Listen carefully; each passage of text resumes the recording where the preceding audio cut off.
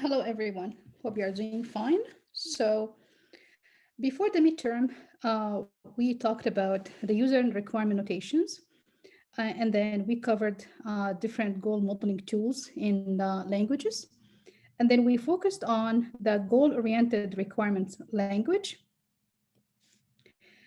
We have also learned more about the notations of the GRL, different examples of building a goal model using the GRL language, and how to came up with different strategies to assess a goal model and how to evaluate such a goal model using the predefined strategies.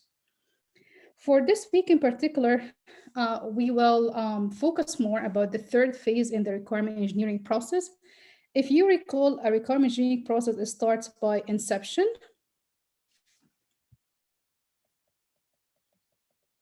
followed by elicitation, and then requirement analysis and specification, and of course, validation and management afterwards. So in some textbook, they might consider elicitation and analysis as one phase. Some other textbook, they might consider analysis and specification as one phase. But in our class, we will consider that each one of these is a separate phase. And of course, there's always a feedback loop between the phases. So for example, I could use the use cases in the elicitation, and I can also use the use cases in the analysis. I can do requirement management as a standalone entity in the requirement engineering process, or I could do management over each of those phases. In today's class, we will focus on the third phase, which is the requirement analysis phase. So we're going to focus now on this component. In particular, we will introduce what is requirement analysis, the need for requirement analysis, and we will also focus on different modeling techniques that are widely used to model, to be used to model requirements for better analysis. In particular, there are two different ways to analyze requirements based on either structure analysis or object-oriented methodology. So for structure analysis, we will focus more into the DVDs, data flow diagram, and context diagram. CDs, sometimes they use SCD, stands for system context diagram, and also for entity relationship diagram. For UML models that are widely used for requirement analysis, similarly like the use cases or scenario-based modeling, in our class, I will need to continue on the UML modeling in addition to what we have learned before, like sequence diagram, class diagram. I would like to focus on state diagram. Each of these models, techniques, are used for a particular reason. Some of them for behavior analysis, some of them for data flow analysis, some of them is for environmental analysis, some of them is for dynamic analysis, dynamic reactions within the system. Some of them is for relationship analysis. All of them are a major part in the requirement analysis process. In today's class, I'll primarily focus on the context diagrams as well as the DVDs diagram.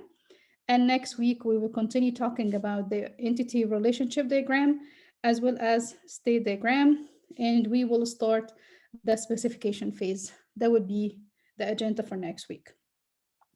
Now, let me start by defining what is a requirement analysis phase as a major component or a major stage in the requirement engineering process. In requirement analysis, we are analyzing the requirements. So now we have met with the stakeholders. We have collected requirements, different type of requirements, either functional requirement or non-functional requirement. We were able to provide prioritization to the requirement. We have even done some negotiation to relieve some of the conflicts between requirements.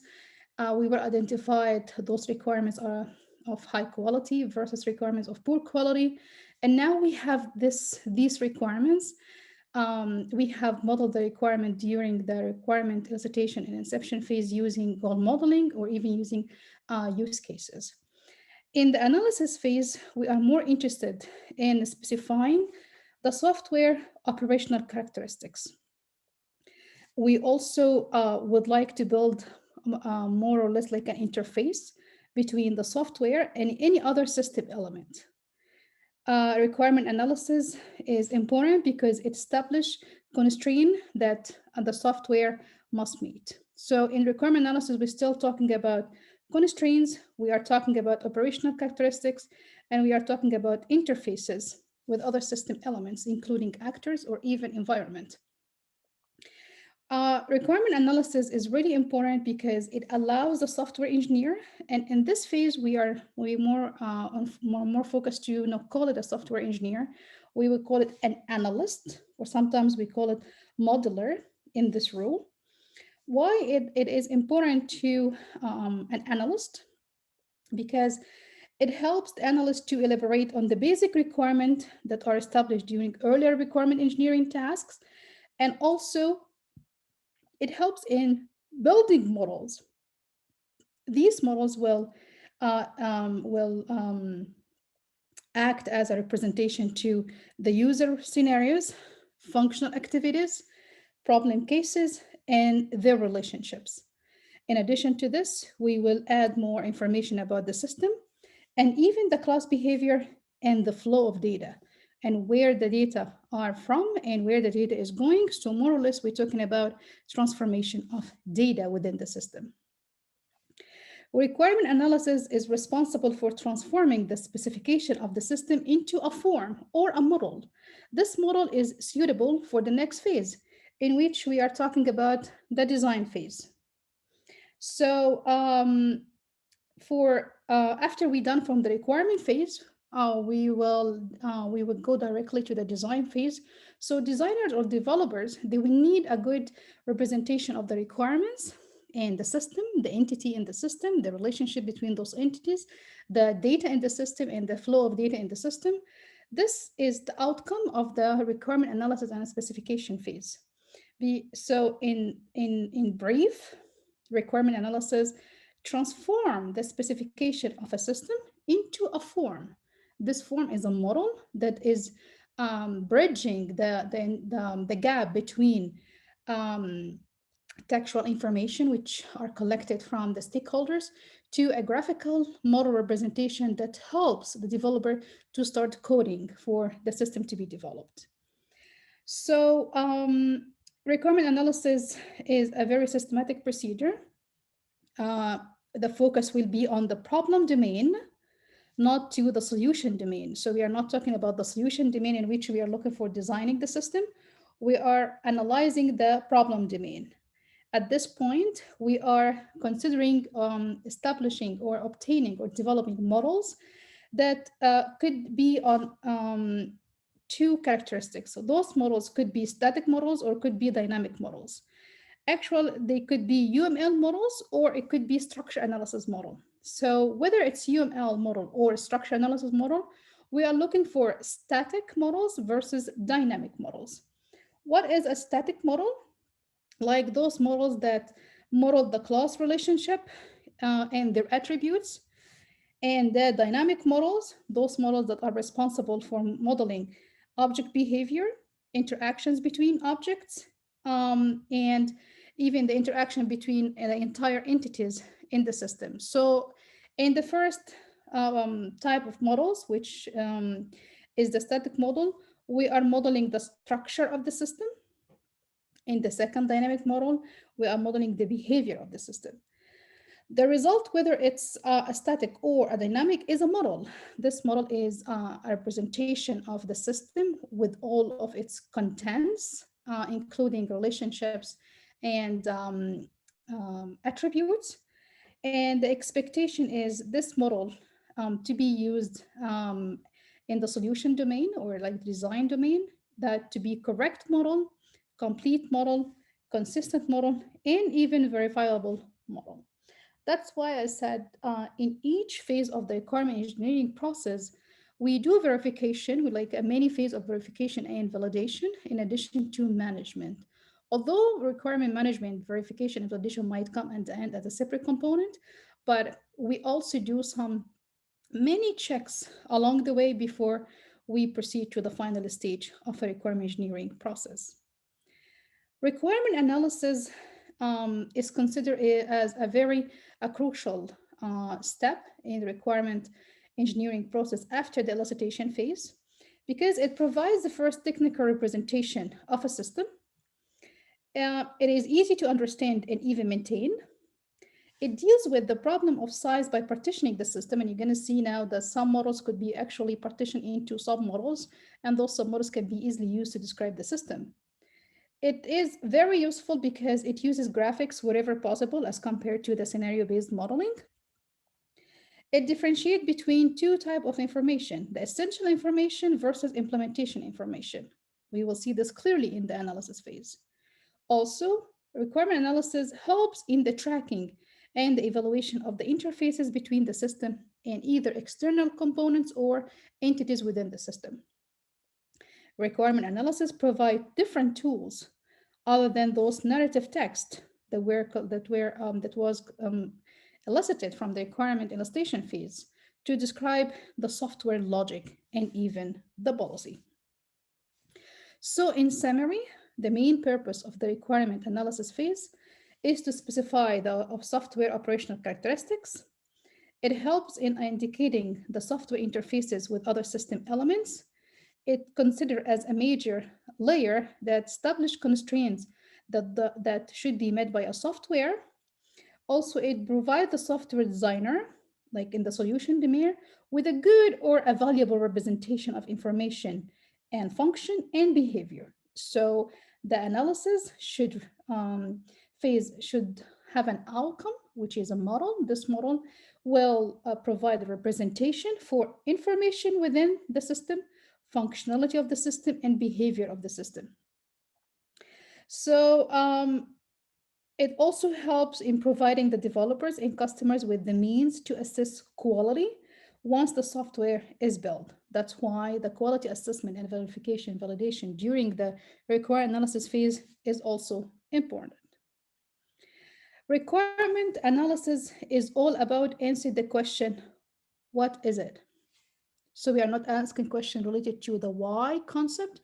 We are asking questions related to what. Keep in mind that there are three primary objectives of the requirement analysis phase.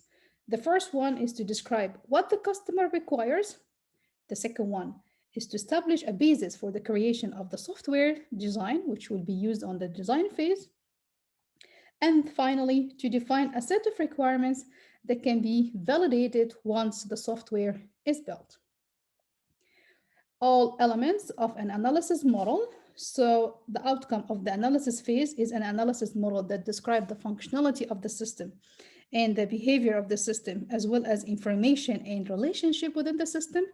This analysis model has some elements that are directly traceable to parts of the design model. So you can see here that we have obtained system description from the elicitation phase, and we do have an analysis model, which is the outcome from the analysis phase. So this is the analysis phase.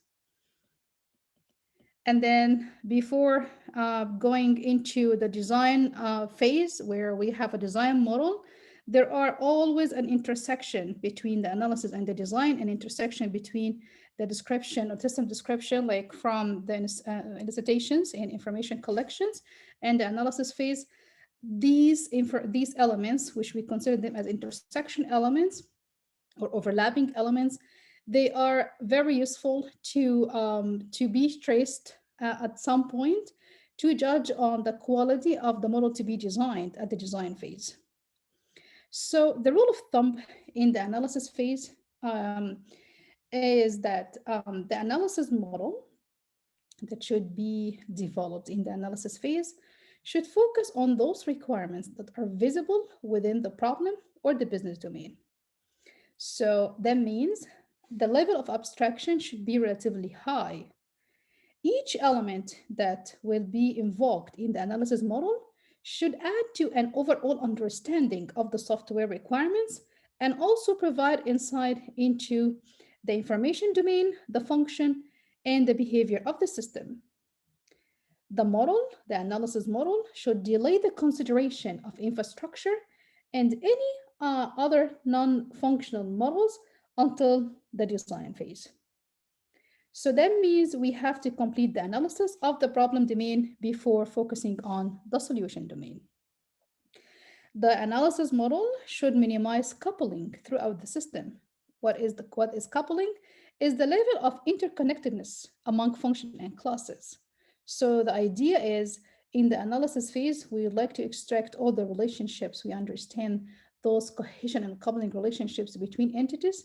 The more clear and complete analysis model means a model that can minimize coupling throughout the system, which means a reduction in the level of the interconnectedness among those functions and classes to be used later on by developers. The analysis model should provide value to all stakeholders. The model also should be kept as simple as much as we can. So as we are focusing on the domain problem rather than the solution, the solution domain, we are focusing on the problem domain rather than the solution domain. So we are calling this analysis domain analysis. So in the domain analysis, we are focusing on the identification, the analysis, and even specification of common reusable capabilities within a specific application domain. So we are more focusing on common objects, classes, some assemblies, and even frameworks. What are the main sources of information or knowledge in a domain analysis? Technical literature, existing applications, customer surveys and expert advice, and even current and future requirements. What is the outcome of a domain analysis? So now we are doing the analysis on a domain phases. Class taxonomy, like class diagrams, reuse standards, maybe some function and behavior models like use cases or DFDs, or even state diagrams, and some domain languages. So in brief, we do the analysis to provide a more specification of the requirements for better understanding that will help the developers at some point to start implementing the software to be developed in a straightforward manner or like in a more complete manner. The outcome of the analysis phase is a model that interpret informations, relationship, functionals, and behaviors of entities in the system in total. Set of models in the requirement analysis phase could be divided into 4 different categories. The first one is called flow-oriented modeling. The second one is scenario-based modeling. The third one is class-based modeling. And the final one is behavior modeling. In flow-oriented modeling, we are focusing on building an analysis model that can provide an indication of how data objects are transformed by a set of processing functions. While scenario-based modeling focuses on representing the system from the user point of view. Class-based modeling defines objects, attributes, and relationships. And finally, behavior modeling is responsible of generating those objects that actually identify not the relationship between classes, not the content of the classes, but even the states of the classes and the impact of events on those states. So if we look to the following diagram, what we can see is different elements of any analysis model based on the type of the analysis model. We could have flow-oriented elements, or scenario-based elements, or class-based elements, or behavior elements. So I could have one analysis model of each type individually, or I could have an analysis model that combines elements from each type. So I could have analysis model that has a DFD diagram, and I could have analysis model that also has a use cases. And at the same time, we might have state diagrams in the model or class diagrams. So in the analysis phase, we are concerned on providing more understanding of the requirements and the system, including relationship and information, behavior, and functions. So the analysis model could be just one type, if this is especially for small scale projects, or it could be a composition of different elements of different analysis models. It could be flow oriented elements like DVDs, like even control flow diagram, or even processing narratives. Or it could be elements that depends on scenario based model like use case diagram or use cases scenarios, or even activity diagram. Sometimes we use AD for it, or swim lane diagrams. If there is a need to describe the structure of classes within a model, we will invoke some elements from class-based diagram, class-based elements like class diagrams or analysis packages or the CRC models, or even collaboration diagrams. Sometimes we use the entity relationship diagram to identify the relationships between classes or entities. So in some textbook, they have it underneath the behavior elements, and some of them actually, they have it underneath class-based elements. In our course, we will focus on the AR diagram as part of the class-based modeling. So if we now address each type of those elements separately, if we focus about the scenario-based elements, more or less we are invoking elements like to be represented by different diagram that provide high-level idea of the system from the user or even from the function perspective. While the flow-oriented elements like the DVD diagrams, as an example, it helps in showing how information flows throughout the system. This information could be either data or the control flow itself. Behavior elements, this is from behavior modeling. Those elements are responsible of identifying how the system responds to external events, and those elements, they models the internal behavior of a system to external actions. Finally, class-based elements, those elements provide a static view of the system and how the different parts are related, like the entity relationship diagram as an example, or class diagram. Those elements, they try to show standard idea of the object-oriented development, started by an object, and then this object is a child from classes, and those classes, they might have a relationship between them, and how to understand and interpret those relationships. This is the core of class-based element. So as I said, the idea of a requirement analysis is to provide an analysis model. Analysis model could be of one type, or it could be a composition of different types. Each type composed of different elements. It could be scenario-based, flow-oriented based, or behavior-based, or class-based. Whether we are combining some of these elements, we have two basic analysis modeling approach. Underneath each approach, we have different modeling, different models or analysis models. In analysis modeling, which at the end will result in analysis model, there are two main approaches. Either you look at the system from the structure point of view, or you consider it as an object-oriented point of view. So if you look to the structure analysis perspective or approach, you consider data and processes and how the transformation of data is established between different entities. In structure analysis, we consider data as a component to be modeled in terms of only attributes and relationships, and we are not focusing on operations at all.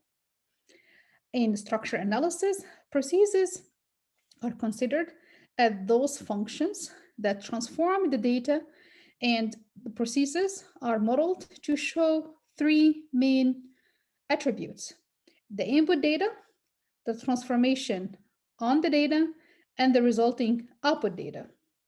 Keep in mind that in structure analysis, processes are modeled to show how these functionality can transform the data objects as they flow through the system. This is if you consider your perspective or your methodology in analyzing a system by only considering data and processes without any operation. On the other hand, if you consider the system with respect to modularity, you are considering an object-oriented perspective. Here comes unified modeling language models. Any model underneath UML is working with the object-oriented methodology, which focuses on the definition of classes and the manner in which they collaborate, which means the interrelationship with one another. And the goal for UMLs at the end is to fulfill customer requirements. Keep in mind that UMLs is widely used because it's an object-oriented approach. So if we now try to identify or provide a taxonomy of what an analysis model is composed of. So the outcome of the analysis phase is an analysis model that have information about the functionality, as I said, some information about objects, and like the information about information within the system. If you remember, I told you we need to have a model that has functionality and information. This information could be entities or objects if it's a UML-based approach, or dynamic behavior of the system, which is a dynamic model. So to compose an analysis model in a UML, you need dynamic model, and you need an object model, and you need a functional model. For building a functional model in UML-based, this is mainly could be done using use cases. If you want to build an object model, you could use the class diagrams. If you want to build a dynamic model using the UML notations or like approach, you could use the static chart diagram as well as sequence diagram. So this is if you work on representing your analysis model using the UML-based approach. However, the alternative to the UML, which I have just explained, which is a structure analysis in which data and processes are considered a separate component, where processes focus on the functionality of transforming data from one component to another. We are focusing on modeling data objects using attributes and relationship. And a representation, like an example for modeling the attributes and relationship, is the entity relationship diagram. If you are interested to model processes to show how they are responsible of transforming data from one source to another source, or from one entity to another entity, an example of analysis model that can be used using the structure analysis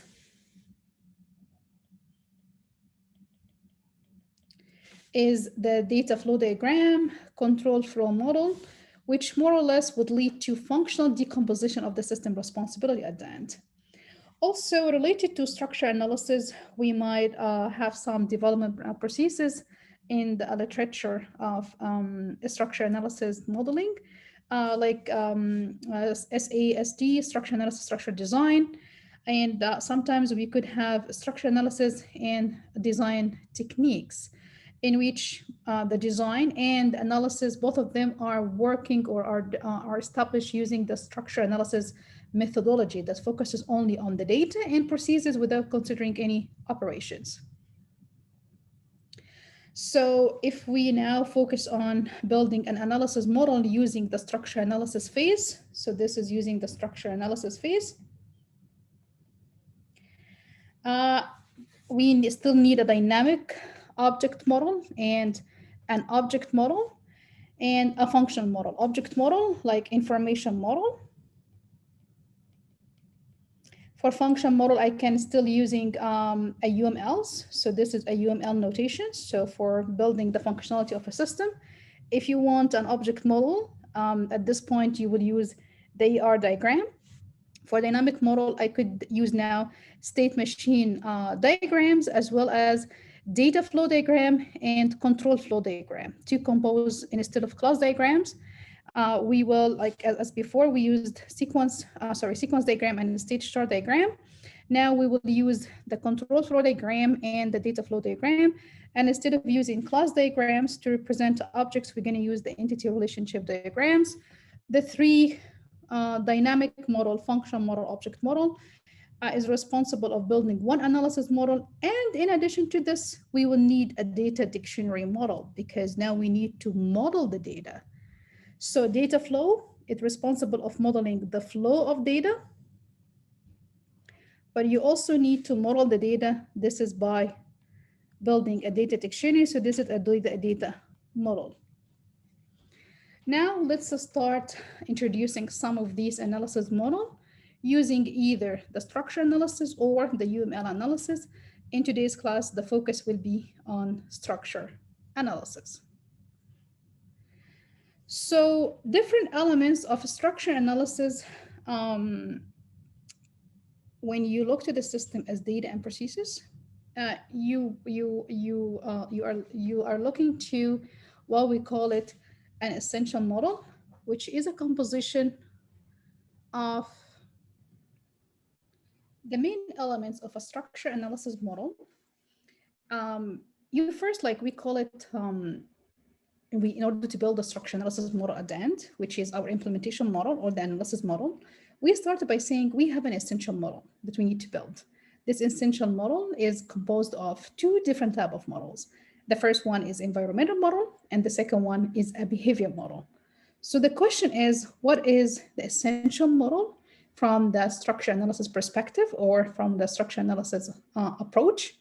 It is the model that will be used to answer the question about the what word, or this model that identify what the system must do. Keep in mind that an essential model in structure analysis doesn't define how the system will do it or how the system will accomplish its purpose. We are not caring about how this will be done. This is part of the design. We care more about what the system will do. Essential model in the structure analysis approach is a combination of two different types of models. The first one, as I said, is the environmental model, and the second one is a behavior model. So we do need to build an environmental model that describes the environment of the system, and we need to build a behavior model that identifies the behavior of the system. The two models will compose the essential model, which will help in building the final analysis or implementation model.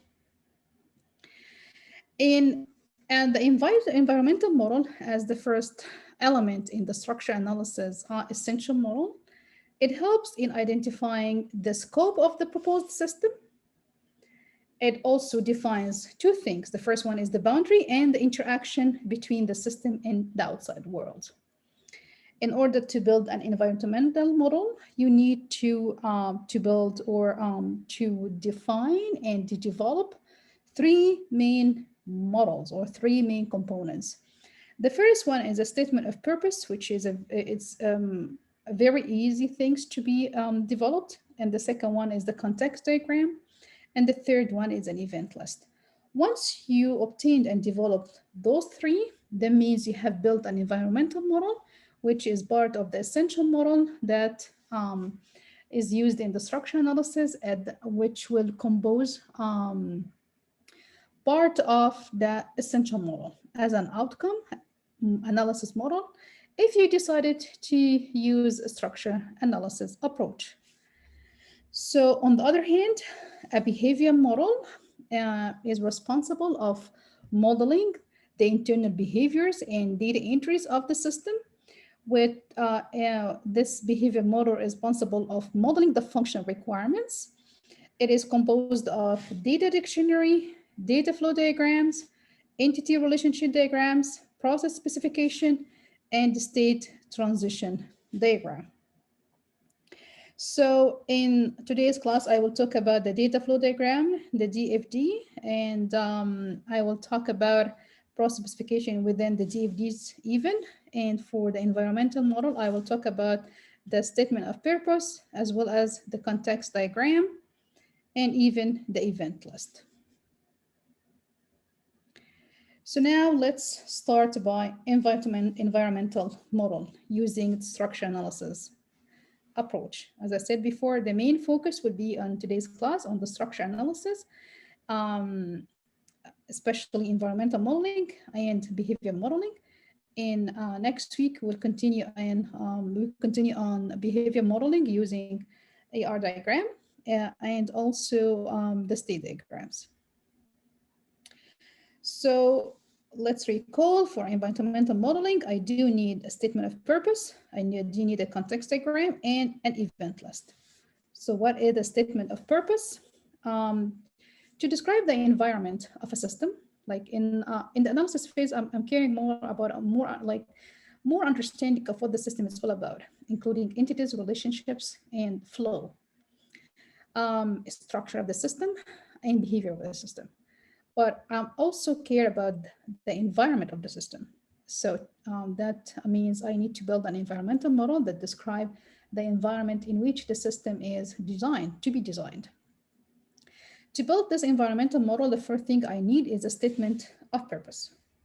A statement of purpose is just like a factual description of the purpose of the system.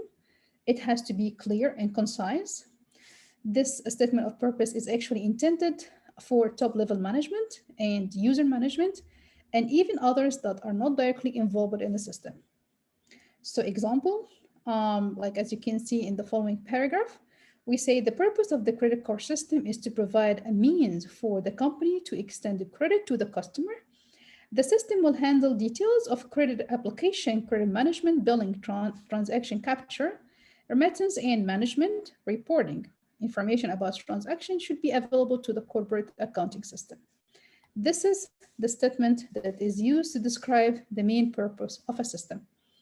Now, using this system, I can understand that I'm building a credit card system, and the environment in which the system will reside will provide details to those entities about credit applications and management, billing, transactions, and management reporting. So now I can understand in which environment the system, in this part, I don't know the relationships between the system components, and I don't know even the entities between the system component, but I know that the environment for the system will deals with credit card procedures or stages or actions or billing or even management or reporting. So using this statement now, I can understand more about the environment of my system. In addition to the statement of purpose, we build a diagram. This diagram is called the system context diagram. And in engineering, this diagram defines the boundaries between the system or even boundaries between part of a system and the environment. In this diagram, we are showing the entities that are interact with the environment. This diagram is considered as just a high-level view of a system, more or less like a block diagram. There is no much detail. It's just about the main components in the system that will relate parts of the system or even the system itself to the environment and how those parts are interacting with the environment. In a system context diagram, we use it a lot in software engineering to describe the environment of a system. It is very useful because it's a visual diagram. It is a graphical system model that describe the most abstract view of a system. So we are not considering any detail when we build this. As I said before, we more or less would like to understand more about the environment. So we provide an abstract vision about the system. The SCDs shows system boundaries and scope. This is the only thing that the context diagram is responsible for. It's just the boundaries and the scope of the system. We also highlight the people, organizations, and even the outside systems that will interact with the system under development, which is the environment. Illustrations and the SCD include logical flow of data, but not physical. We're just talking about the logical flow, like how this is done, what data sources are used, what data dictionaries are used. We don't show this in the context diagram. It's just an abstract vision of a high-level description of a view of a system, that by which when you look at it as a system analyst, you understand the environment of the system. The SCDs are normally used in early stages in a project. And this is mainly to get an agreement on the scope under investigation.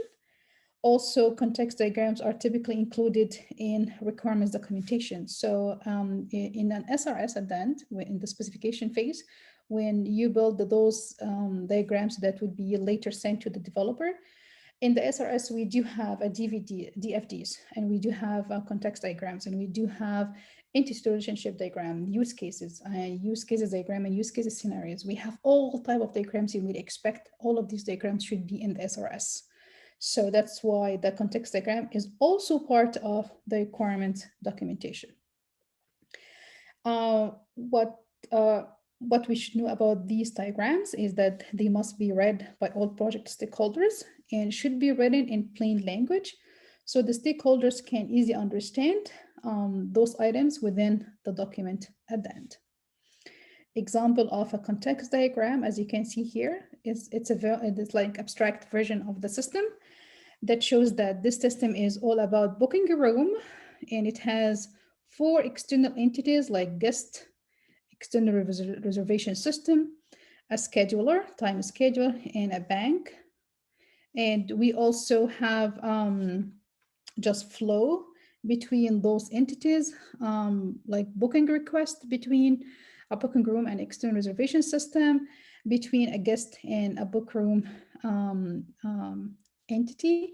We do have a booking request, and then we do have a booking confirmation. Do we have any information about how the detailed flow is happening? No. Do we have any information about the actual operational entities within the system? No. Do we have any information about the structure or the classes within the system? No. Do we have any information about the data sources that are used? No. The only thing we do have is an abstract vision that by which we understand when we looked at this context diagram that the environment will build a system to pick a room. And in this environment, we have 4 external entities like guest and a bank, time and a scheduler in a reservation system. And we do have an initial flow between those entities, but we don't have any details. So context diagrams can be developed with the use of 2 types of building blocks. The first one, we call it entities or actors, and they are labeled boxes. As you can see in the previous graph, one in the center representing the system, and around it, multiple boxes for each actor, or relationships with labeled lines between the entities and system. This notation actually modeled the system as also a box. However, for the Jordan and Cod notation, they consider the system with a bubble and external entities with a box or like a rectangle. Data sources are just parallel lines, and data flow just an arrow. So the focus in our class will be on the Jordan notation, in which we consider the system in a context diagram as a bubble, and external entities will be considered using boxes. Sometimes we call them terminators, and we're going to use also data sources as 2 parallel lines and data flow at just 1 arrow. Let's start by understanding each one of those elements separately in a context diagram. So the single bubble, or like the system, because now we're studying the behavior of the system, so we have to have like a big circle, like a big umbrella or a big bubble about what is the main system that we are building and its environment. So we use a single bubble for this, which is commonly used to represent the system as a whole. And inside this bubble, all the processing details and internal stores are hidden. Normally, it has a general name. We consider like the system name, the company name, or even the department name. The second component in a context diagram is the data flow. Data flow in a context diagram could be in or out of the system. Data flows are used mainly to describe data and information that would be passed between the single bubble or the system and even the terminators or the external entities.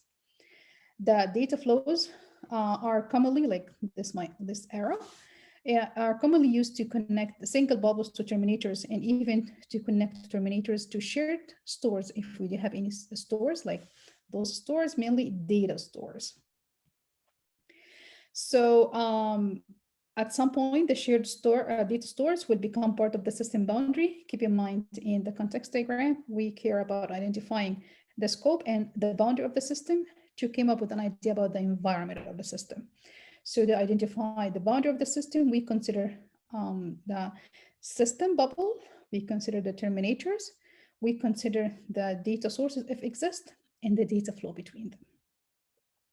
So if you how to label the data flow, you need information about the data item, the collection of data items, and even records. The third entity in context diagram is the terminator, or sometimes we call it external entities. These terminators could be a person, an organization, or it could be even different systems that interact with the information of the system, like sending or receiving information. The terminators are always connected to the system bubble and shared data stores, if any. How would you name a terminator in a context diagram? You just name it with a single noun that would describe the rule of this single entity, like you would call it a customer, or even you call it a manager, whatever the system is. Keep in mind, we do have one rule here when you build your context diagram is no terminators to terminators connection. So I can't see a terminator connecting directly to another terminator. Finally, we do have data stores. Data stores are mainly used, like the two parallel lines that we used this notation before, that are mainly used to show data, tables, lists, manuals, and even electronic and manual files. The internal stores will not be shown on the context diagram, only the shared stores are. So the internal stores per each entity will not be shown because we just provide an abstract level of the environmental scope and boundary. The internal stores and more detailed information will be provided by different modeling techniques, like the DVD as an example. As I said before, shared resource would be considered by the information system boundary or the system boundary. Also, if you would like to name data stores, you need to use plural nouns like sales. You might say bills. Those stores don't take to each other directly, so they are passive. This is a major rule in building a context diagram, and you have to be aware of this rule when you establish entities components for the data stores. So boundaries and scope of the environment of a system and how the system is related to the environment could be easily identified using the context diagram. By identifying for boundaries, we care about number of terminator and shared stores because I said the shared stores is part of the boundary, the internal stores are not. Also, you need to be aware that if you would like to change the boundary of the system, this could be easily done by adding and deleting terminators or even shared resource. For the system scope, we measure this by the number of lines that are connecting the bubble or like the system to terminators and shared stores. Again, if you'd like to modify the scope of the system, could be easily done by adding or deleting those lines that connecting the system to terminators and shared resource stores. So if we look to the following example to show the idea how to build a context diagram that show the environment, the boundaries and the scope of the environment of a system, the system and its environment. Let's talk about this retail store in particular, like Loblaws. As you can see here, we do have a point of sale that's my system. We have an entity or a terminator like the external customer, and we have the store manager. There's a transaction done. This is the data flow between a customer and a bubble, like my bubble, like the point of sale. Also, I could have a payment transaction. And of course, the point of sale system, once the processing is done, it should provide a receipt to the customer. Also, the point of sale system should provide a flow of management report to the store manager. This is an example of a context diagram that only shows the scope of the system and the boundaries. If we look to the boundary of the system, we do have one terminator. We don't have any shared stores here. If we look to the scope of the system, we do have a transaction flow between a customer and a point of sale, a payment flow between a customer and a point of sale, and we do have a receipt flow between the point of sale back to the customer, and the management report from the point of sale to the store manager. So we do have 4 lines of connection. So this is the boundaries of the system around its environment, and we do have the scope of the system is just one terminator. This is very simple abstraction level of my system and its environment. Main steps in drawing a context diagram include you need to list all the activities, and then you draw a system as one single bubble. Afterwards, you have to identify those external activities or terminators and even the data flow, such that for external activity, you name them using a noun, and for data flows, you name them based on the names of the data. And finally, you need to recognize also the external data stores. You don't need to look into internal data stores. You only need to look to the external, let me add a word here, shared data stores. Let's now take a practical exercise. In this exercise, a student sends an application form containing his personal details and detailed desired course. The university checks the course availability. If the course is available and the student is registered, then the student confirms the element by sending confirmation letter.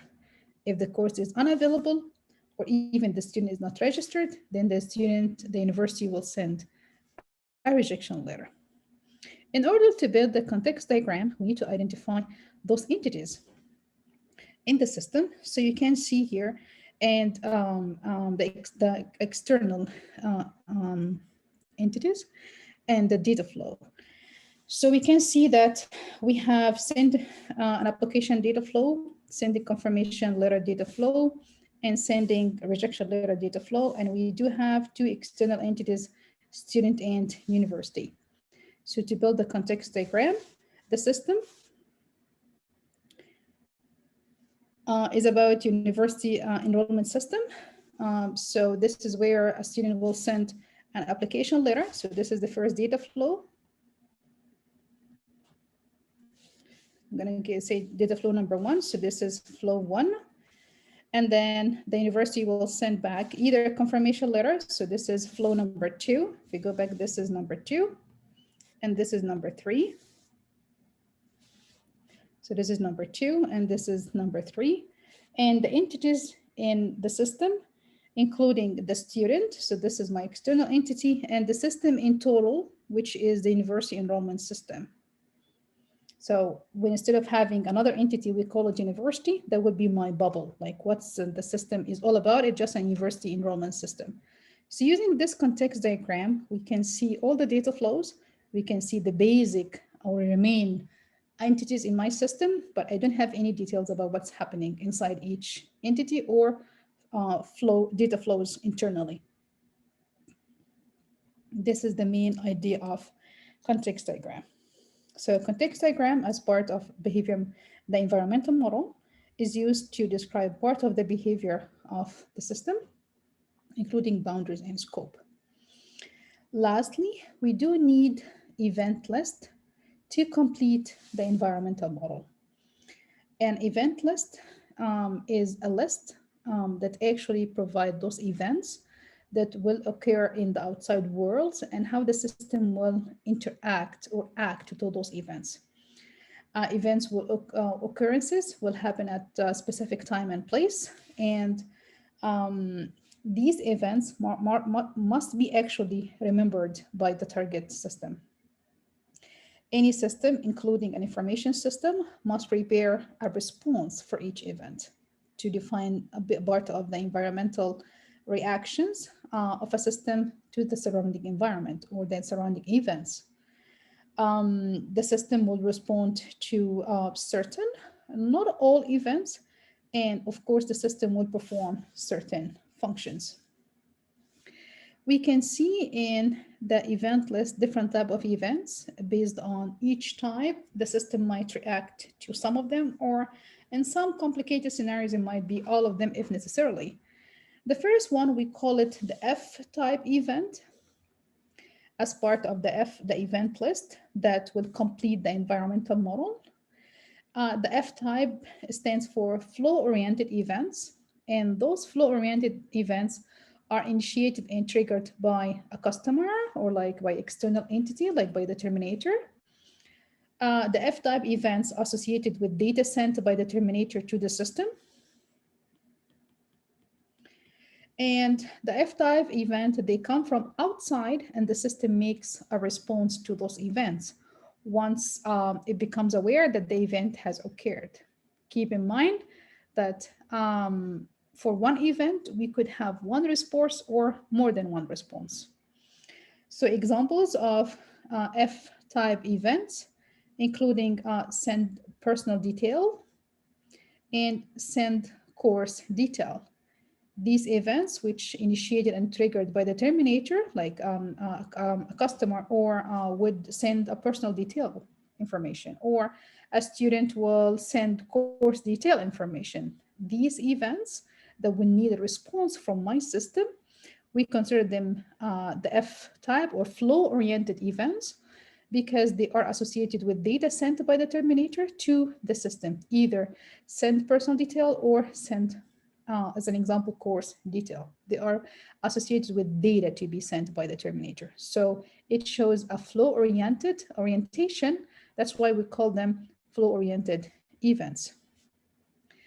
In addition to the F-type, we do have the T-type events. The T-type events, on the other hand, they occur at certain point in time or even at certain time intervals. It could be daily, monthly, or biweekly. The system will act as if it has its own clock and calendar. So the time unit should be predefined and predetermined. So it has to be hard-coded. So once if we assume it's biweekly, everything would be based on biweekly assessment. If it's daily, everything would be based on daily assessment. So the T-type, which is the temporal events associated with outgoing flow. It could be, as an example, like promotional flyer. It could be by monthly, or invoice. It could be monthly. So when you see things that occur at certain point in time, or even certain time intervals, and they are associated with outgoing flow, we consider those type of events as temporal events or T-type events.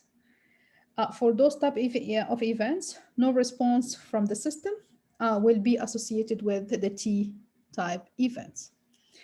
So in addition to the F-type event and the E-type event, in the SRS, we do see the events table, which provide the event list that has all events and what triggered those events and the source of event, what activity associated with the event, and the response of the system, and the destination response of the system if needed.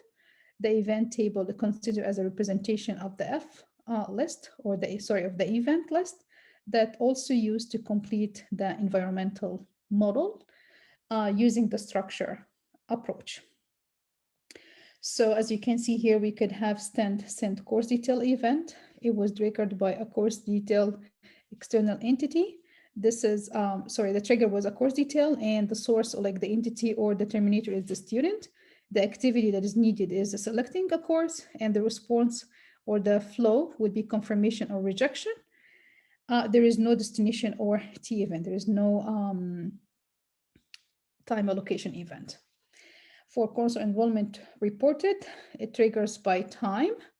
The activity would be look up course statistics, and the destination, of course, will be the student. For temporal events, like for T events, it is a definition of the point in time that triggered the system processing. The event is more or less related to activities that answer the question about what does the system do when this event will occur, activities and responses.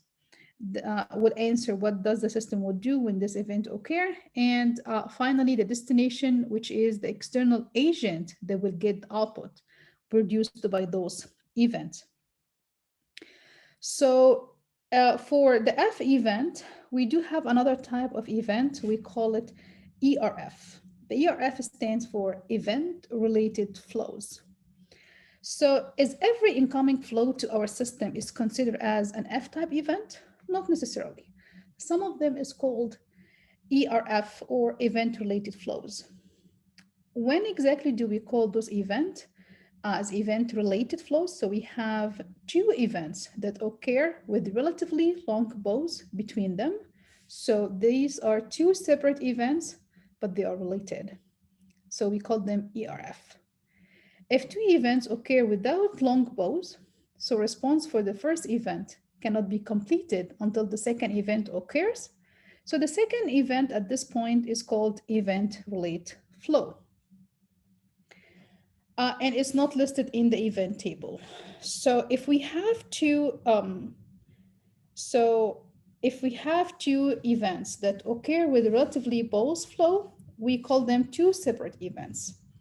If we have two events that occur without long pause, and such that the response for one event cannot be completed until the second event actually occurs, so they are related, then the second event is an event-related flow.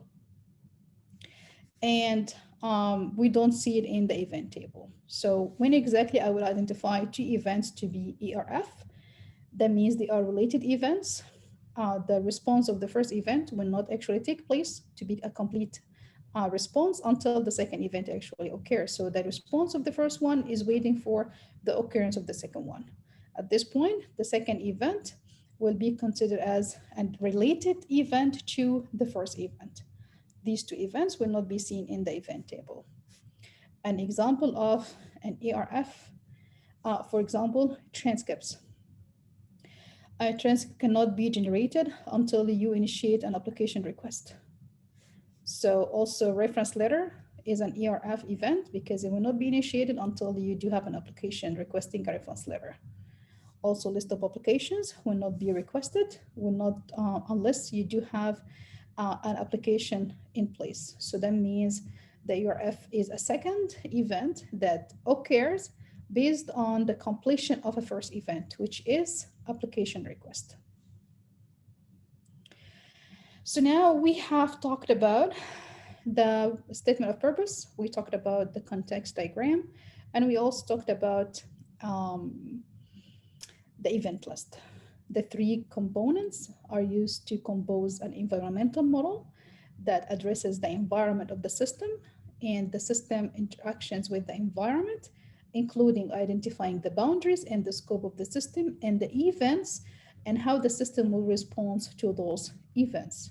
The system response to those events determine part of the environmental action that the system will act to the surrounding environment. So this is the first environmental model as part of the structure analysis approach. For the behavior model, we are talking about data dictionary, data flow diagrams, entity relationship diagrams, and even process specification and state transition diagram. So I will talk today about data flow diagrams, and for next week, I will also talk a little bit about process specification, and for next week, I will talk about state entity relationship diagram and state transition diagram. Let's now start by DFDs. So keep in mind now, we are focusing on the behavior of the system, not the environment of the system. With focus on the first diagram that is used to model the behavior of a system, especially the data and the flow of data, is the DFD. Data flow diagrams were actually proposed by Larry Constantine, and who is the original developer of the structure design or the structure analysis. And based on Martin and Esternan data flow graph model of computation. The DFD starts in 1970s, where the DFDs become a very popular way to visualize the major steps and even data involved in a software system processes. DFDs were usually used to show data flows in a computer system. And actually, they have been widely used, although they could, in theory, be applied to business process modeling. So in addition to be used in business process modeling, they have also been used in computer system. DFDs were useful to document the major data flows or to even explore a new high-level design in terms of data flows. So we focus on data flows. Keep in mind, in structure analysis, we focus on data and processes. That's why we use the DFDs to describe the data and the flow of data. DFD is a graphical representation of the flow of data throughout the system. And in addition to the flow of data, it also shows the processes and the interaction between the processes and how the data is flowed between this component of a system and the processes in the system. A DFD is often used as a preliminary step to create an overview of a system, which can be later elaborated. DFDs can also be used for the visualization of data processing, which is the structure design. DFDs shows those kind of information that will be input to and even output from the system, which is the flow. It shows where the data will come from and where the data is going to, and where even the data will be stored. So we're talking about input, output, and storage. Data flows does not show information about the timing. This is not an event-based model. It's just a flow-based model. So it doesn't show information about the timing of a process or even information about whether processes will operate in sequence or in parallel. This information cannot be seen in a DFD. So why are we using DFDs? Because they are easier to understand, either by technical or even non-technical audience. DFDs can provide high-level system overview, which complete with the boundaries and connections to other systems. DFDs can provide a detailed representation of the system components, which was not seen in a context diagram. DFDs are widely used and mainly focuses on the function performed in the system. The DFDs will view a system as a network of data transforms through which the data will flow. DFDs, as I said, it primarily used to represent functions, decomposition, especially in obtaining a final analysis model that focuses on the behavior of a system. The structure, system analysis, and design, SSAD methodology, will uses the DFDs to organize information and, of course, to guide the analysis. Different applications for DFDs, it could be either in business analysis or in agile development. Business analysts will use a DFD to analyze existing system and also to find inefficiencies. Diagramming the process can uncover steps that might otherwise be missed or not fully understood. That's why DFDs is important. In agile development, DFDs can be used not only to understand the business, but also to visualize it, and even to provide a good visualization understanding to the technical requirements, and of course, plan for the next steps. DFDs are simple. That's why they might be considered as a powerful tool for communication and collaboration to focus for rapid development. An example of DFDs can be shown in this figure. So if you look to a data flow diagram, we do have the context diagram. This is the basic view of a system using the context diagram, which shows an abstract level of a system. I don't have any details about the flow within those entities. I only have information that I have a system which is used for building a patient information system. I have one terminator patient, I have another terminator doctor, a third terminator or external entity as the insurance company. I do have initial understanding of the flows between those entities, but I don't have any details about what's happening inside. That's why I need a data flow diagram to explain those details in terms of data sources and processes. So data flow diagram is part of the structure analysis techniques that are responsible of creating a graphical representation of the processes and data. We consider a process in the DFD as a series of steps and even decisions involved in the way the work is completed. DFDs will focus on showing inputs and outputs, and of course, processes and storage, whether these are internal or even short of any information system or a system. There are different notations for DFDs based on, are you going to use the Gann and Sarson notation, or are you going to use the Jordan and DeMarco notation? In our course, we will stick to this notation, the Jordan and DeMarco notation. So in building a DFD, I do need information about sources, which is the originator of a data. I do information about processes, and I do information about the data stores. It could be databases or files. I do information about the sinks, where the data is going to.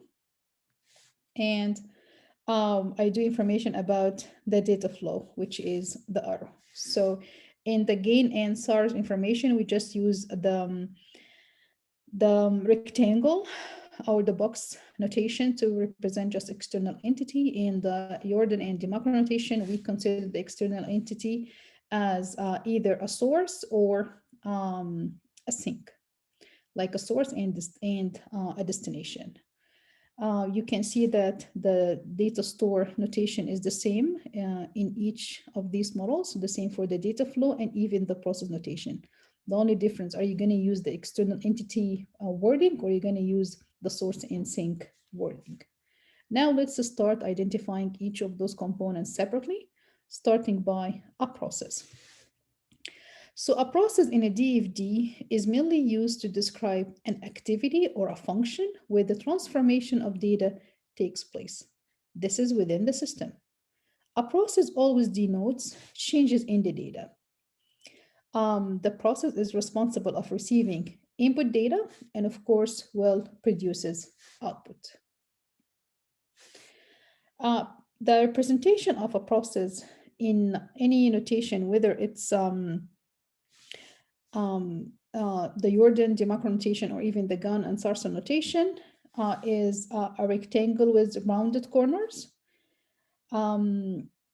Whatever you're going to define a process in a DFD, you should align a name to a process. Normally, we use a verb applied to a noun. Also, we use an identification number and a description. And this is like a simple statement. I will show you in a few minutes how to do process description to add a simple statement about the description of a process. Sometimes we do have some complex processes that even might require the use of process specification techniques, such as structured English, pseudocode, decision tables, or even decision trees. I will focus on the structured English to represent complex processes. Examples of processes that can be found in a DFD. Let's take the first one. I have a process that produce grade report. This is a function or activity. I just call it like a verb. I use a verb produce to the grade activity to describe the function or activity that will be done. I use an identification number, which is number 1. I know now that the input is the grade detail and the final output is a grade report. Another example over here, which has one process, which is called process number one. You could either use 1.0 like a decimal number or just like one. But if you have multiple level of procedures, it might be good to use the decimal notation because maybe underneath it, I will have another process. So this would be 1.2 and underneath it will be 1.2.1. In the graph on the left, we have a data flow diagram at this point that shows the process lookup item availability that has 3 data stores, one catalog, one product item, and inventory item. There will be information or data coming from these 3 data stores into the process, and the process will generate the item details about the availability of the item. And initially, there is an item inquiry requested by a customer. So you can see here the data flow between processes, external entities or source. At this point, there is no destination, and processes. So in modeling a process in a DFD, it could be either logical process model or physical process model. A logical process model would describe processes with no details about the specific implementation. For complex processes, we provide more details about those processes. So we consider physical process models that are mainly produced in the design phase, and it helps in providing further information that are necessary to build a model. As you can see in the following figure, the first one is a logical data flow diagram versus a physical data flow diagram. The physical data flow diagram has more details or specific information that will be later used in the design phase. So to specify a process, it's easy to be described by different complicated models like decision tables or decision trees, or even structure English. So with focus of structure English, there are different methods of writing the process specifications. It helps in combining both structure programming with natural language processing, like the narrative English. Structure English is well suited for lengthy sequential processes or even for simple control logic. Structure English is inappropriate for complex decision logic or even a few sequential processing steps. As you can see here, using structured English, I can easily provide a description for the following process by looking to identifying those statements that will show what the process is all about and show some sequences of description for the main steps that this process will perform. So like as you can see in this example, if the customer has an account, this will happen. So I can extract those structure level English and just put it to describe a description for a process. So at this point, we use the structure English as part of specifying a process to identify a process description. Now I could have a simple project or a process, or I have a complex project, a process with a description. The description was easily extracted by the structured English level using if then notation that would describe what the process is all about. There are different rules that we use it to provide a constraint on procedures in DFDs. So these rules have to be applied, otherwise your DFD is inaccurate. And when you do validation of your DFDs, you will have DFD errors. What are the main rules related to processes? Process actually can have more than one output. A process can have more than one input, and it can be connected to any other symbol, including another process. So you can see here in the apply insurance process, it has one output, two outputs. And in this one, it has two inputs. So in this graph, if we look to this graph, actually, I don't see any input to this process. and I don't see any output of this process. So these DFDs are incorrect. So we should have at least one input, one output per each process. I can't have just two inputs or two outputs. I should have at least one input, one output. If this is the case, we say it's a correct DFD. If this is not the case, we say this is incorrect or a fault DFD.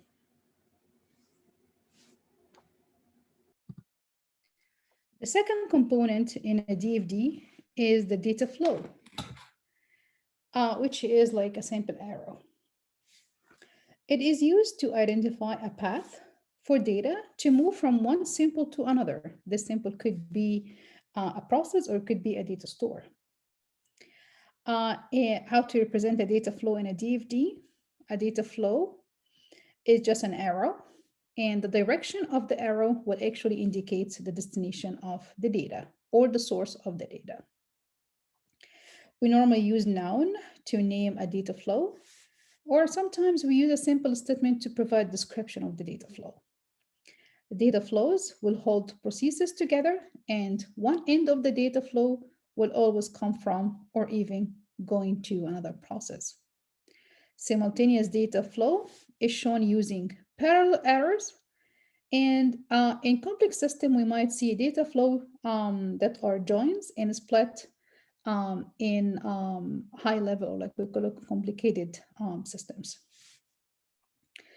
Different rules in DFDs when it comes to data flows.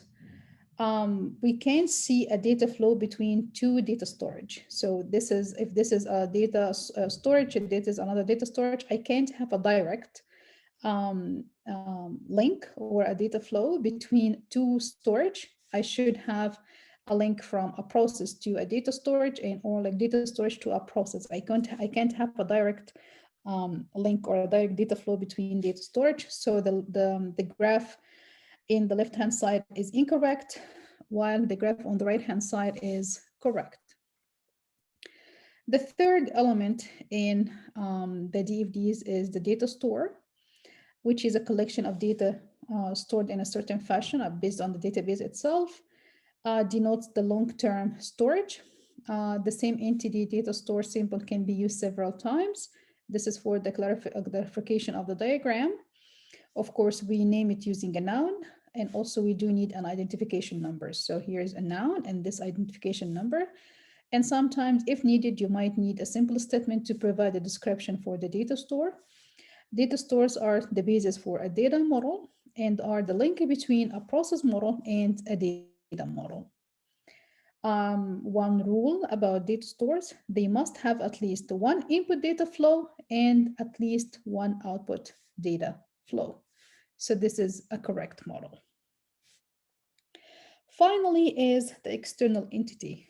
External entity could be source or sink, like a person, organization, or even a system that or another system that is external to the system, but at the same time, it interacts with the system.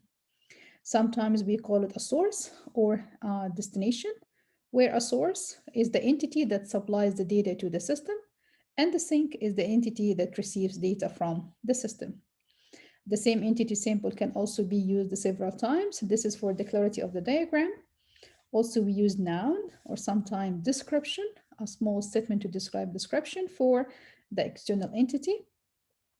People that are part of a system are not considered as external entities. So you can see customer is an external entity to the system, so we consider it as a source to send the order and a destination to receive an invoice.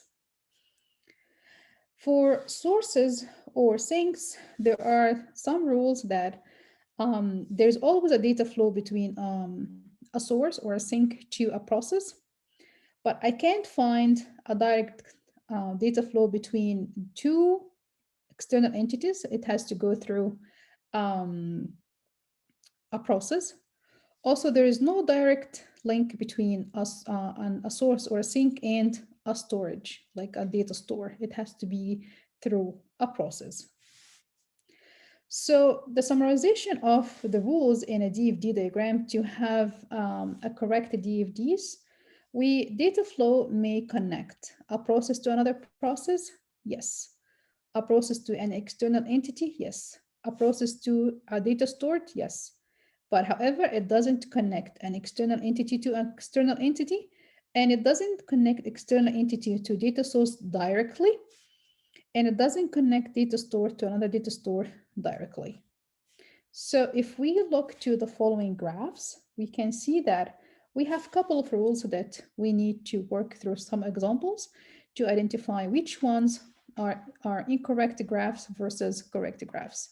So you can see here that process one has only two outcomes, like two data floats. This is incorrect. It should have at least one in and at least one out. So this is correct. The same, it has two in, so this is incorrect. It should have one in and one out. This is correct. I can't have a direct link between two data stores. So I should have a link between a data store and a process and a data stores. So this is correct. Also, for external entity, there is no data flow directly between an external entity and the data store. It has to go first through a process and then a data store. This is correct. Also, there is no direct entry between a data store and an entry, whether it's a source or destination. This is incorrect. It has to go first through a process and then go to the external entity. There is no data flow between two external entities. So an external entity should be first connected to a process, and then a process should be connected next to the second external entity. So this is correct. Another set of rules is there is no process that is directly connected to data store in both directional where we cannot identify the in out. You have to divide it into two flows, one out and one in. We don't have bidirectional data flows in DFDs. Also, if there is one process that is connected to two processes, using data flows coming out from the same process, they should be named the same. So I cannot say A and B different data flows, it has to be the same. So this is correct, this is incorrect. The same if B is contributing to data flow coming from B going to process 4, and then process 4 at the end would provide data flow to process 5 as an example. Also, this should be the same data flow. Also, incorrect, we never have a loop of data flows in DFDs. So if you're going to take a practical example of how to identify the rules, correct rules and incorrect rules in this graph. So what we can see here that this is incorrect because an external entity should not directly connect to a data store. In addition, this is incorrect because the process has only one outcome. Has no outcome at all. So this is also incorrect. This is incorrect.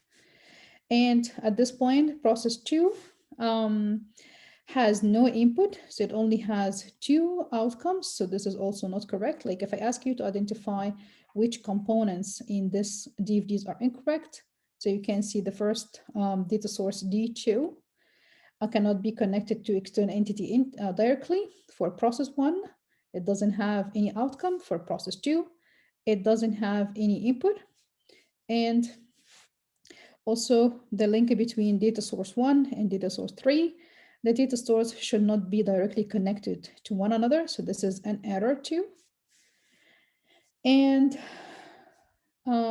that's it. So anything else? This is a process to an external entity, fine.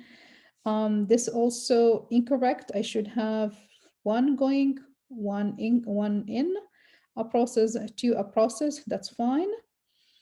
So I don't think any other error in this graph except number. So I'm going to call this is the first error. This is the second error, third error, fourth error, and fifth error. So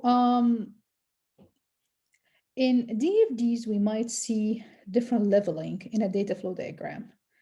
A data flow diagram of a system might be actually very large. So at this point, it might be better to organize it hierarchically. So you start by the top level DFDs. So you have level 0 DFD, and maybe a level 1 DFD, maybe level 2 DFD, level 3 DFD, in which if we start by level 0, we do have the system boundaries, external entities that interact with the system, and even major information flows between entities and the system. So we call it has the process 0, which respond to the system. So does this remind you with you anything? It is the context diagram. So level 0 DFD is the top level in the hierarchy of DFDs, which we consider as the context diagram. So context diagram is level 0 DFDs, which provide an abstract level. And then if you'd like to provide more detail, you go to DFDs level 1. And then you provide more details, you go to DFDs level 2, and then keep going. In level 1, for example, we now identify the system major processes, data flows, and data stores, and provide even a high level of abstraction. So when the context diagram is expanded into DFD level 1, so in the hierarchy, we expand the context diagram, which is level 0, into DVD level 1. And then from DVD level 1, we expand it into DFD level 2. And then expand level 2 into level 3, and so on. When you expand from level 0 to level 1, all the connections that flow into and out of level 0 must be retained. Main steps of creating the level 0 DFD, which is building the context diagram, and then you create the level 0 diagram, if necessarily using the requirement definitions and the summarization of business activity, which would be done by identifying the list of activities, major function of the system, which we use them as processes in the DFD. Also, we need to identify which of those processes will produce data and which of those processes will require data produced by external entities. You identify, in addition to the data and the external entities in the system, which is part of the activity, you need to identify the data flows and the data stores, and of course, the interaction between them. A data flow from a data store means an update. Data flow from a data stores, a data flow to a data stores means update, and a data flow from a data stores means retrieve. So if we're going to take the lemonade stand as an example where we would like to build the DFDs for, so we have to list all the activities in this system. I'm going to assume I do have the customer order, the servant product, collect payment, produce product, and store product. Also, the second activity, like order raw material, including pay for raw materials and pay for labor. So as you can see here, we do have the list of activities and the list of processes. Group these activities in some logical fashion. Possibly you will look into functional areas. You will consider them as customer order and the serve product and collect payments as sales, and product information, which is related to store product, is production. So the third function area, like related to order raw materials or even pay for raw materials, is the procurement. And finally, pay for labor, which is payment. So you have now listed all the functional activities, all the activities, and now you more or less describe it into functional areas. So it's easy for you to model it. Now assume we are building the level 0 DFD, which is the context diagram, which identify both sources and sinks based on the activity retrieved in the previous slide. You can see that our system is building a lemonade stand system. We do have the customer, we do have the vendor, and we do have the employee. The customer will initiate an order. The lemonade system will provide a service by providing the product or the lemonade. The customer would do another data flow with do the system in general, which is the payment. The lemonade system will generate a purchase order to the vendor, and the vendor will retrieve by the received goods. Of course, the system will provide back the payment by the customer, and the employee will provide the production schedule in addition to the time worked. The Lemonade system, in addition to providing the payment to the vendor, also will provide a pay to, or like a salary to the employee. And of course, at some point, the Lemonade system will provide sales forecasting request to the employee working in the system. So this is the guy that actually provide the service. This is the customer who's requesting the Lemonade, and this is where we keep information. This is the entity that actually processing the purchase order. So now, in addition to building the context diagram, to complete the DFD level 0, you need to identify all the other subsystems and maybe some other higher level of details, which was not seen in the context diagram. So we need to identify those logical subsystems that might be exist that was not seen in the context diagram by looking into transforming all the activities that were listed underneath the system. So I'm gonna just expand this Lemonade system. I'm gonna replace it now with the 4 processes. These 4 processes will identify what's happening within the bubble that was not seen in the context diagram. And within each of those processes, we see more details about the data flow between the external entities and the processes. So as you can see, the customer now initiate an order to the process number 1 and a payment to the process number 1. Process number 1 will send the products ordered to the production line. So we were able to summarize those functionality from the definition of the problem in the first place.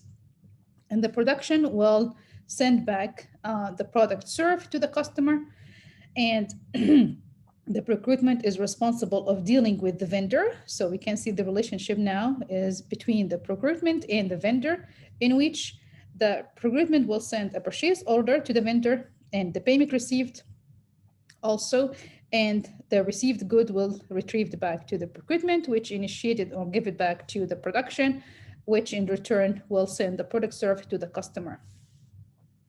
And finally, you will see the relationship between the employee and the payroll. So what has happened is I expanded the bubble or the big bubble of the system into processes and detailed data flows between the processes and the external entities. Keep in mind, to be consistent, if we started here by 3 external entities, a 1 and a 2 and a 3, when you expand it, you should expect to also have 3 external entities. And the only additional thing is that you expand the bubble of the system into processes and more detailed data flows. So for complex system, most complex system cannot be shown on a single DVD. That's why, as I cleared before, we would have a hierarchy of data flows that would be required. You start by the context diagram, you expand it to level 0 DFD, and then from level 0, you expand more. So as you can see, process 2 now is expanded to 2.1, 2.2, 2.3. So this is level 1 DFD, and maybe I need to expand process E, which is 2.2. So now expanded more. So this is level 2 DFDs, and so on. So layered of DFDs starts always by the context diagram, going to level 0, level 1, and moving forward. You start by expanding the system, and then within the system, you choose a process to be further expanded, and you move forward in the hierarchy. So layers of DFDs are divided into lower layers and upper layers. The lower level diagrams, we call them the child diagram, which would show a portion of the upper diagram, which we call them the parent diagrams. They are the multi-level DFDs. They would have only one context diagram and also one level 0 DFDs. And perhaps we could have even more DFDs at different level. So I will always start by one context diagram. I will always have level 0 DFD, and then I could have different hierarchy based on which process I will expand it. So at level 1, I could have different DFD descriptions, and then maybe at level 2, I could have different DFDs based on which process would like to be further expanded. There is a balancing that should be considered in building a hierarchy of DFDs, which means the information presented at one level in the DFD must be accurately represented in the next level. If you look to the following diagram, at this point, we do have unbalanced DFD. So in the context diagram, we started by one source and one sink. In expanding the context diagram into the level 0 DFD, now we have two sources and one sink. That's not balanced. That's not correct. So key issues in building a multi-layer DFDs: only one context diagram will show the overall system. Also, only one level 0 DFD with no more than 10 processes. That's a constraint about multi-level DFDs. One level DFD for each process in the level 0 DFD. Correspondence between parent processes and its child processes is only allowed. Correct numbering for better understanding. You have to keep tracking of the relationship between processes by monitoring the correct numbering between each process and its children. Also, alternative data flow. Data flow splits and data flow joins might also be must also be shown based on the system. Users and analysts should at the end verify the correctness of a DVD. So this is an important task before you move forward and provide a DVD as part of your SRS document. It has to be verified for correctness. How to create now a multi-layer DFD? You first start by building a context diagram. You create the level 0 diagram, and then you decompose level 0 process into level 1. You decompose level 1 processes into level 2, and you continue decomposing further if needed. You have to balance and validate the generated diagrams to ensure completeness and correctness of your multi-layer DFDs. So in order to create level 1 or 2 or 3 DVDs, you need to work hard on identifying the functional decomposition, especially in an iterative process, which at the end will result in more details about the process. We always call the low-level DFDs as primitive DFDs. At this point, describing a process can help to decide where it is necessarily to decompose the corresponding DFDs. If a process requires to carry out several tasks, so there is a lot of logical functions, it's a good candidate for decomposition because you have to decide which process will be decomposed. There are a couple of considerations that you should be aware of. That identify processes are responsible for transform data. You have to maintain the balance between diagrams. You have to assess the need for decomposition, which process would need to be decomposed. You have to follow conventions to name the DFD elements.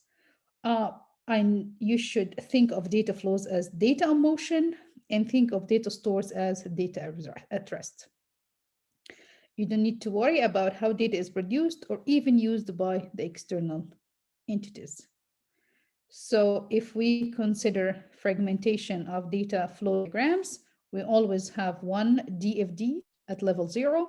We could even have multiple of fragments or decomposition of multiple processes within layer 1 or within layer 2 or moving forward.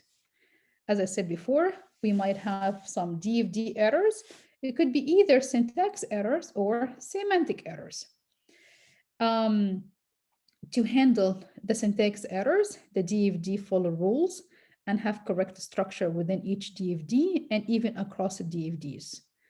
For semantic errors, diagrams convey the correct meaning. You should work hard in building your diagrams such that they will convey the correct meaning and reflect the business process accurately. After you build your either one level DFD or multi-level DFDs, you should provide an accurate evaluation to your DFD through a validation process. This is done by identifying a unique name and number and description for each process. You should know that for each process, at least one input data flow and at least one output data flow is guaranteed. Output data flow names should be different from the input data flows and no more than around 10 processes per DFDs. This is validating processes step. To validate the external entities, you need to guarantee that they have unique name, also at least one input or one output data flow for each external entity. To validate the data flows, it should have a unique name, like a noun name. It connects to at least one process. It show in only one directional. There are no allowed two-headed arrows. Also, we should have some cross lines. To validate a data store, it should have a unique noun name and of course identifier number. Also at least one input data flow and at least one output data flow. So to validate the context diagram, you need to guarantee that every set of the DFD must have one context diagram. Every process is completely described by the processes on its children DFD. This is part of the decomposition validation. You should check on the balance in which every data flow or data store or even external entity on level I in my diagram, in my DFD, is shown in the level I plus 1 DFD that was responsible for the decomposition. Every data store, data flow, or even external entity that appears on a parent DFD is also shown in its child DFD. Finally, after you validate the correctness and the completeness of your DFDs, now it's time to document it. Intertraditional structure analysis that uses DFD widely in many applications that would require structure-based analysis for the requirements. Additional details about each component, including processes, data flow, and data stores, should be described. Each component on such a DVD must be clearly defined because this information will be documented in the specification document at the end. So in summarization, in today's class, we talked about requirement analysis,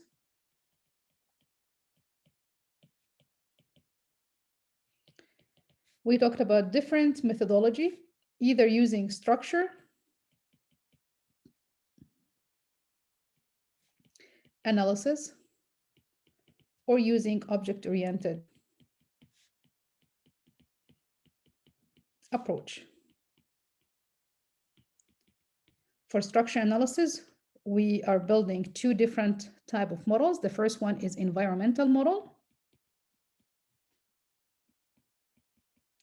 And the second one is behavior model. For environmental model, we do need the statement of purpose.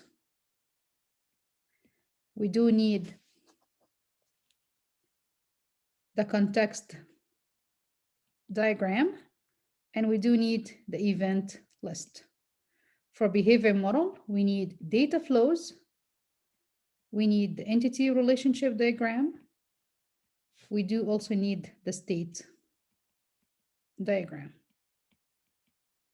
These two will be discussed next week. Also for object-oriented analysis, we do need a functional model, an object model, and we do need behavior model. We have also addressed previously the class diagrams, which is used to describe the structure of the objects. We used use cases to describe the functionality of the system, and we use sequencer diagram to describe the behavior of the system. So this is the end of today's class, and I'll see you next week.